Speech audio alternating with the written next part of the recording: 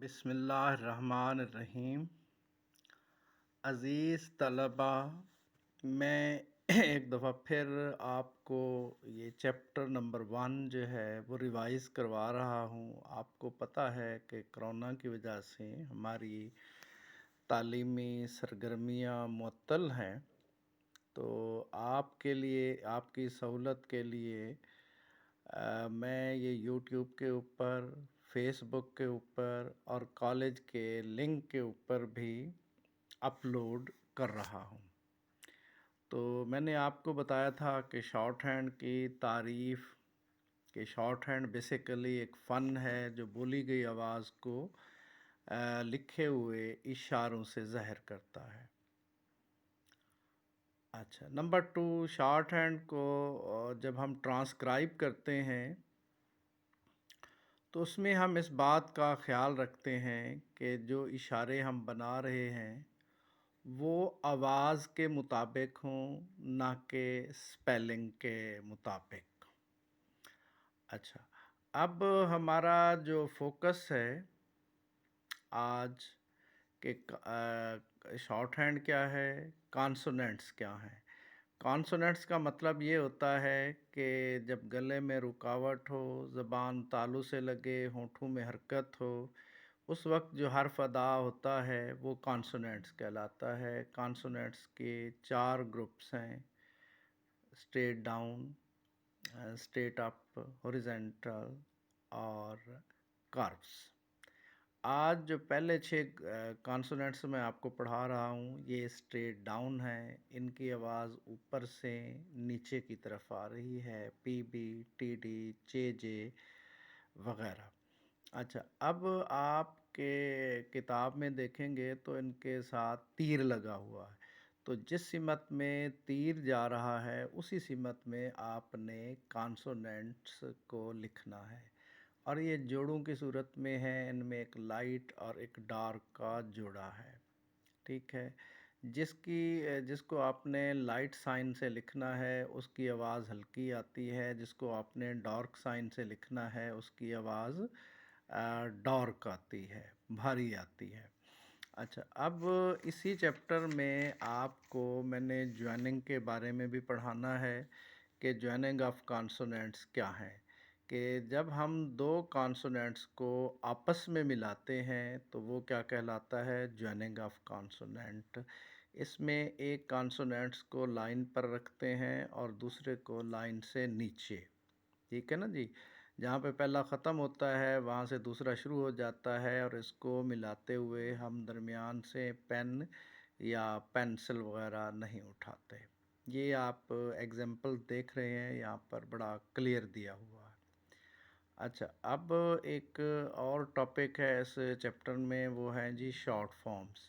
Short forms کیا ہوتی ہیں کہ ایسے الفاظ جو انگلش میں بکثرت استعمال ہوتے ہیں ان کو ہم شارٹ ہینڈ میں چند مخصوص نشانات سے ظاہر کرتے ہیں، یہ شارٹ فارمز کہلاتی ہیں۔ اب اس چیپٹر میں دیکھیں کہ آپ کو بی، ٹی، it, do, which, to, but وغیرہ جو ہیں وہ شارٹ فارمز نظر آ رہی ہیں۔ اس کے علاوہ اسی چیپٹر میں ہے جی فریزنگ۔ جب 2 یا 2 سے زیادہ لفظوں کو آپس میں ملایا جاتا ہے تو اسے ہم فریزنگ کہتے ہیں۔ فریزنگ میں پہلا جو لفظ ہے وہ اوپر اور دوسرے کو وہاں سے شروع کرتے ہیں جہاں پہ پہلا ختم ہوتا ہے۔ اچھا، فریزنگ سے کیا ہوتا ہے کہ ہماری سپیڈ میں اضافہ ہوتا ہے، ہمارے جو سپیڈ میں اضافہ ہوتا ہے، اور فریزنگ کرنے سے ہمارا ٹائم بڑا بچ جاتا ہے، اور آؤٹ لائنیں جو ہیں وہ بھی خوبصورت نظر آنی چاہیے۔ اب دا جو ہے اگر فقرے کے شروع میں ہوگا تو اسے ڈاٹ سے ظاہر کریں گے، درمیان میں اور آخر میں ہوگا تو اسے ٹک سے ظاہر کریں گے، اور یہ ٹک کسی بھی سمت میں لگائی جا سکتی ہے جہاں پر آسانی سے استعمال ہو سکے۔ اچھا، اب آپ نے یہ دیکھا ہوگا کہ پنکچویشن میں آپ استعمال کرتے ہیں، فل سٹاپ کو کثرت سے استعمال کرتے ہیں، فل سٹاپ کو ہم اور بعض لوگ جو ہیں وہ پیریڈ بھی کہتے ہیں، یہ کراس کے نشان سے، اور کراس کے نشان کے اوپر آپ نے کوشچن مارک لگایا اور ایکسکلیمیشن، ہیفن، ڈیش اور بریکٹس وغیرہ۔ اچھا، اب اس چیپٹر میں 2 واولز استعمال ہوئے ہیں۔ اب جب آپ نے آؤٹ لائن بنانی ہے تو پہلے کانسوننٹ لکھنا ہے اور اس کے بعد آپ نے واول لگانا ہے۔ 2 واول اس میں استعمال ہو رہے ہیں، اے اور آئی۔ اب ان کی آواز جو ہے وہ گلے کے درمیانے حصے سے آ رہی ہے، اے کی بھی اور آئی کی بھی۔ تو آپ نے پہلے کانسوننٹ لکھ لینا ہے، اس کے بعد آپ نے واول سائن لگانا ہے، ٹھیک ہے؟ تو اس حوالے سے جو بھی آپ کو ایشو ہو آپ نے میرے واٹس ایپ پر مجھے وائس میسج کر دیں گے، میں آپ کو سمجھا دوں گا۔ اب جب آپ یہ لفظوں کی پریکٹس کر لیں گے تو پھر آپ نے ایکسرسائز کو بھی کرنا ہے۔ ایکسرسائز میں سے چند جملے آپ کر لیں گے تو جس سے آپ کو بھی اور مجھے بھی اندازہ ہو جائے گا کہ آپ کو جو چیپٹر ہے وہ صحیح طریقے سے یاد ہو گیا ہے۔ اچھا، اب اگر آپ نے کوئی انگریزی میں بڑا لفظ لکھنا ہوتا ہے، پراپر ناؤن کو ظاہر کرنا ہوتا ہے تو اس کا پہلا لیٹر بڑا لکھتے ہیں، لیکن شارٹ ہینڈ میں ایسا نہیں ہے۔ اگر آپ نے شارٹ ہینڈ میں کسی پراپر ناؤن کو ظاہر کرنا ہے تو اس کے نیچے 2 لائنیں لگا دیں گے تو وہ پراپر ناؤن ظاہر ہو جائے گا۔ جیسے آپ کو ایب میں 2 لائنیں لگی ہوئی ہیں تو اس کا مطلب یہ ہے کہ ایب جو ہے وہ پراپر ناؤن ہے۔ اچھا، اب میں آپ کو یہ جو ایکسرسائزز ہیں وہ بول دیتا ہوں تاکہ آپ لکھنے کی پریکٹس کریں۔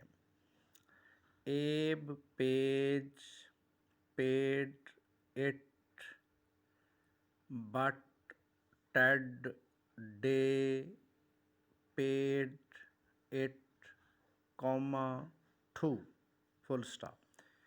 ٹیڈ paid the debt which Abe paid full stop. The day Abe paid the debt, comma, Ted paid it to full stop. Add to do it full stop. Pay Ted to aid Abe۔ ٹھیک ہے بچے، آپ اس کی practice کریں گے اور practice کرنے کے بعد مجھے فیڈ بیک دیں گے۔ اللہ حافظ۔